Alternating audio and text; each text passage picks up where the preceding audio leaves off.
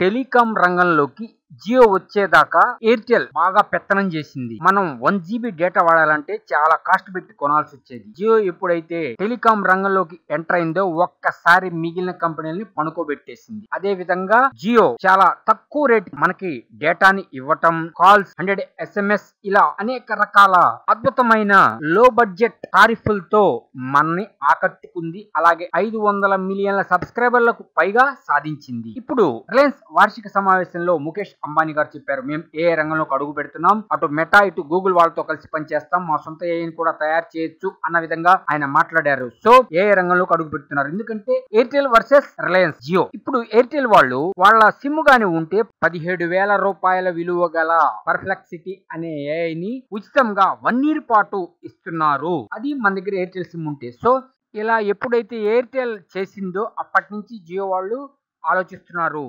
అందువల్లే శ్రీ ముఖేష్ అంబానీ గారు తమ వార్షిక సమావేశంలో రిలయన్స్ ఇంటెలిజెన్స్ ఏఐని ఇస్తున్నాము, మేము గూగుల్ మెటాతో కలిసి పనిచేస్తాము అని అన్నారు. సో జియో లాగా అన్లిమిటెడ్ కాల్స్, 100 SMS డేటా ఇలా తక్కువ టారిఫ్ల్లో ఏఐని బయటికి తేబోతున్నారు. మరి తమ జియో కస్టమర్లకి ఫ్రీగా ఇస్తారా లేక ఏదైనా టారిఫ్లు పెడతారా, దానికి కూడా అనేది చూడాలి. ఎందుకంటే కస్టమర్లని ఆకట్టుకుంటుంది ఎయిర్టెల్. ఇప్పుడు అంతా ఏఐ యుగం కాబట్టి వాళ్ళు ఇచ్చే పర్ఫెక్సిటీ ఏఐతో చాలా అద్భుతాలు క్రియేట్ చేయొచ్చని మనం కొన్ని వీడియోలు చూస్తున్నాము. సరే, ఉపయోగించుకునే వాళ్ళు ఉపయోగించుకుంటున్నారు. అలాగే జియో కూడా తన కస్టమర్లు బయటికి పోకుండా తమ యూజర్స్ ని అలాగే నిలుపుకోవటానికి వాళ్ళు కూడా ఫ్రీగా ఏఐ ఇవ్వచ్చు. అది కూడా రిలయన్స్ ఇంటెలిజెన్స్ ఏఐని మనకి ఫ్రీగా ఇస్తారేమో ఫ్యూచర్ లో చూడాలి. సో ఎటువంటి అప్డేట్స్ ఉంటాయనే చూడాలి.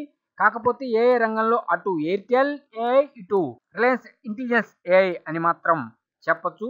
సో జియో వర్సెస్ ఎయిర్టెల్ అనే పోటీ తీవ్రంగా ఉంటుంది ఫ్యూచర్ లో అన్నది కన్ఫామ్. దీన్ని బట్టి అర్థమవుతుంది. మరి టెక్ ప్రపంచంలో ఏదైనా అద్భుతాలు జరగచ్చు, ఎప్పుడు ఏదైనా జరగచ్చు. సో ఎటువంటి అద్భుతాలు జరుగుతాయి రిలయన్స్ ఇంటెలిజెన్స్ ఏఐతో అనేది మనం వేచి చూడటమే.